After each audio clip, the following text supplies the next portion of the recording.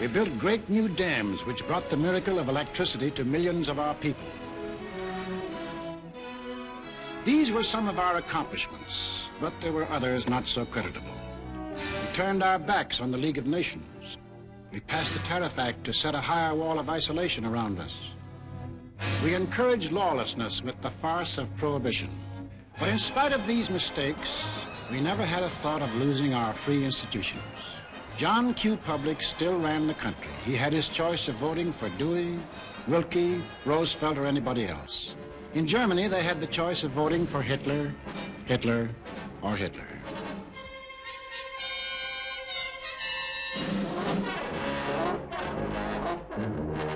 Over here, John Q. still read what he pleased. And although he heard of books being burned in other countries, he would have laughed if anyone had told him his books would ever be burned.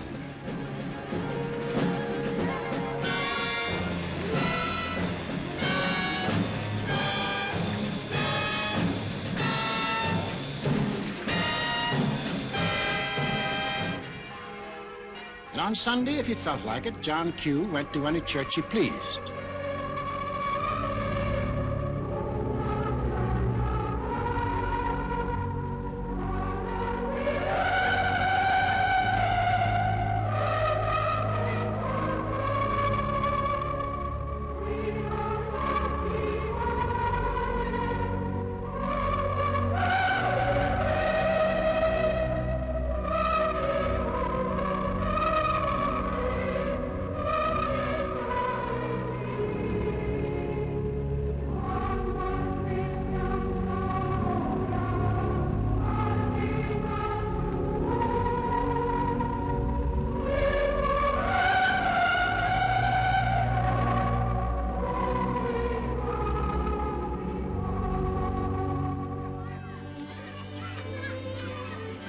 Most of all, he got a kick out of seeing his kids grow up.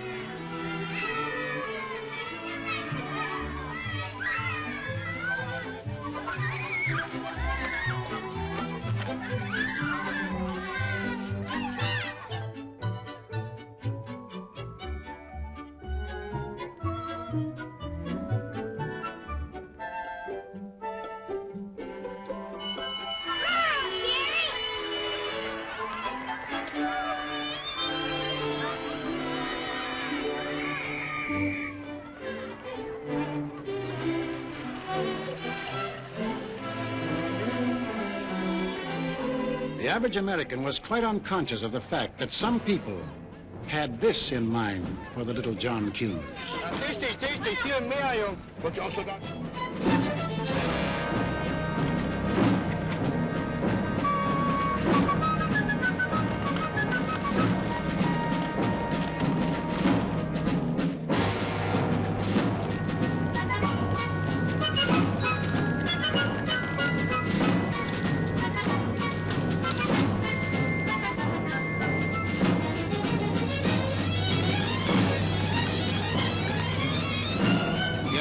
While their children were being trained to kill, John Q's kids were giving their pennies to help them have life.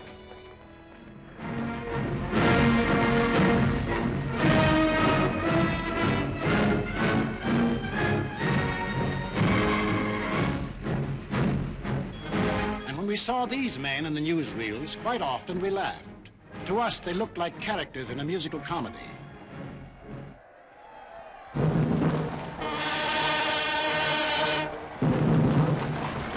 But they weren't comic, they weren't funny, they were deadly serious.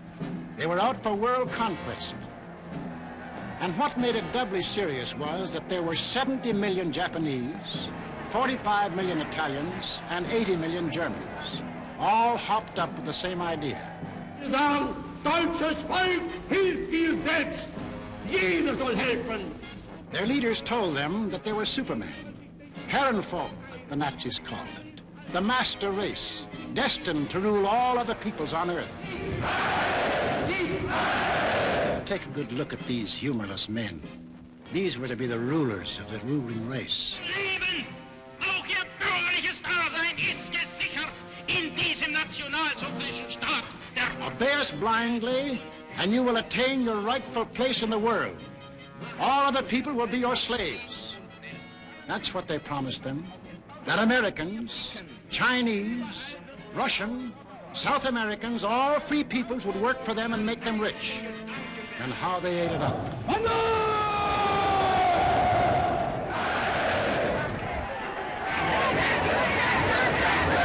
We shall restore the glory that was Rome.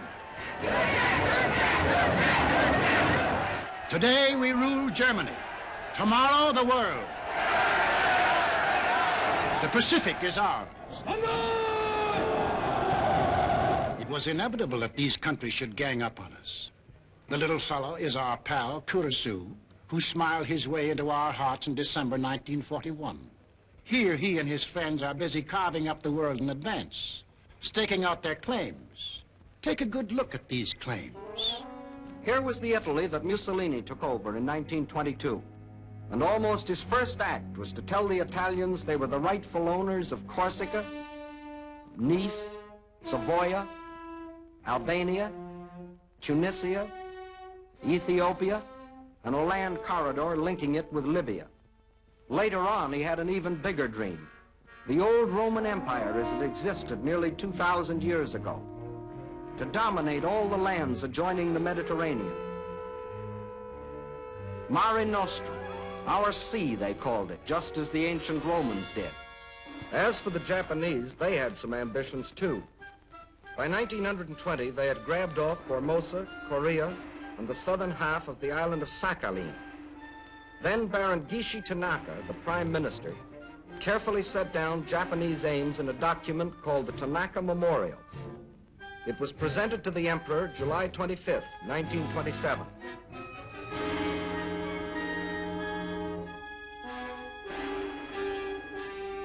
Here was their dream. Manchuria for raw materials, China for manpower. Then a triumphant march through Indochina, Siam, Burma, India, the East Indies, and on through Australia and New Zealand. And in the north, all they claimed was that part of Russia east of Lake Baikal. That was to be the new order in Asia. Then the Japs would move eastward to crush the United States and really start their co-prosperity sphere. Now take a look at the bite the Nazis reserved for themselves. Here's the Germany Hitler walked into. And here's what he wanted. First, Europe under his complete political or economic control, leaving Mussolini a share of the loot if he behaved himself. Then the drive to the east, through the rich oil lands of Iran and Iraq, into India. Another push south through Africa. Then from Dakar, jump off to meet the honorary Aryans who were to move in on South America through the Pacific. At the same time, start across from the Scandinavian countries to hook up with his buck-toothed pals coming over from Siberia to join in the conquest of the United States. There it is, gents. All they left us was Shangri-La. And they'd claim that, too, if they knew where it was.